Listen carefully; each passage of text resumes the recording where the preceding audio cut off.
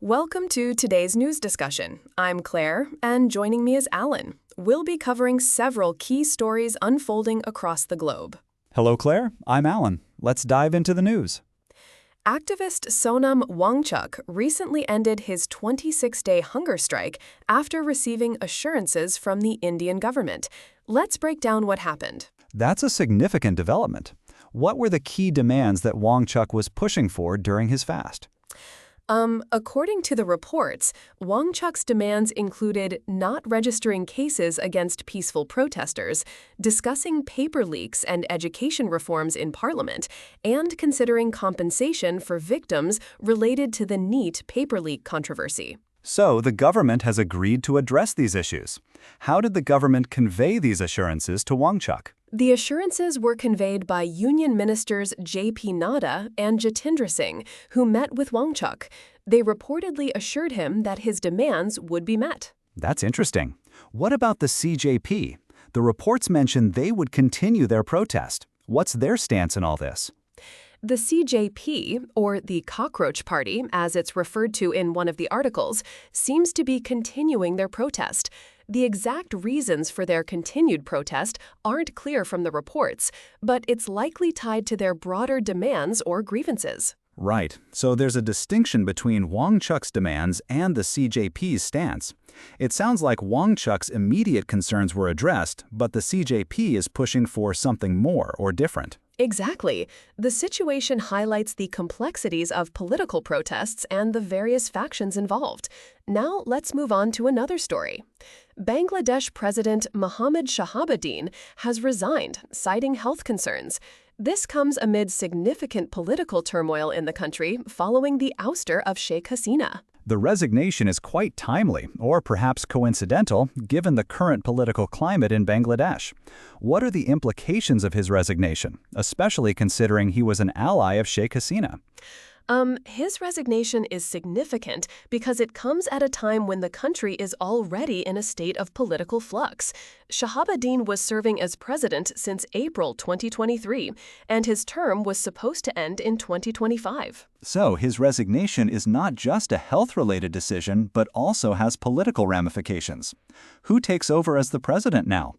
According to the reports, the parliamentary speaker will officially process his resignation, and presumably a new president will be appointed or elected as per the constitutional procedures. That process will be quite crucial in determining the future political trajectory of Bangladesh. Let's move on to another story. The National Testing Agency, NTA, has terminated 47 officials amid the ongoing controversy over the NEET paper leak. Can you help contextualize this? Yes, the NEET paper leak controversy has been a significant issue, with widespread protests and demands for accountability. The NTA's decision to sack these officials is a response to the public outcry.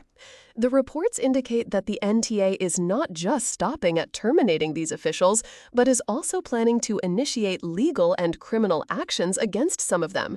What does this suggest about the severity of the issue? It suggests that the authorities are taking the allegations very seriously. The fact that they're planning legal action indicates that they acknowledge the gravity of the situation and are attempting to hold those responsible accountable. The NTA is also notifying fresh recruitments to strengthen the agency. This implies that they're looking to overhaul the system to prevent such incidents in the future. That's a positive step. Rebuilding and strengthening the agency will be crucial in restoring public trust. Let's move on to another story. Israeli Prime Minister Benjamin Netanyahu is set to meet with U.S. President Donald Trump at the White House. What are the key points to note about this meeting? This meeting is significant, especially given the current tensions and developments in the Middle East, particularly regarding the conflict with Iran. It's Netanyahu's 7th meeting with Trump at the White House. The meeting comes at a time when there are heightened tensions between Israel and Iran, and there's also the ongoing situation in Gaza. What are the likely topics of discussion? Likely topics include the ongoing conflict with Iran, the situation in Gaza, and possibly bilateral relations between Israel and the U.S. The meeting will likely underscore the U.S. commitment to Israel's security.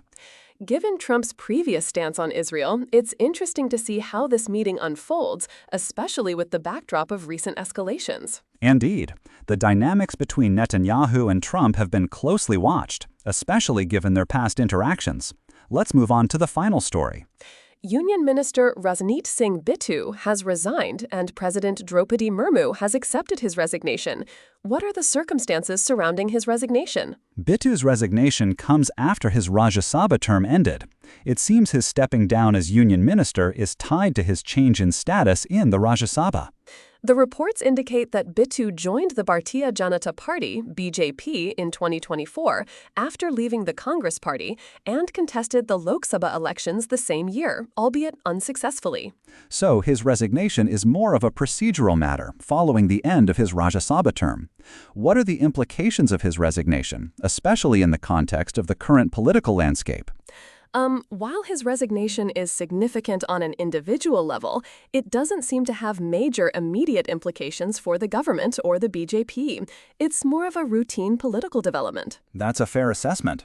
As we wrap up today's discussion, it's clear that we've covered a wide range of significant stories, from political developments in India and Bangladesh to international diplomatic meetings and controversies surrounding educational assessments. Indeed, we've explored some complex and interconnected issues. Thank you for joining me, Alan, in discussing these stories. Thank you, Claire. It's been a pleasure discussing these news stories with you. And that's all for today's podcast. Thank you for listening. Until next time, goodbye.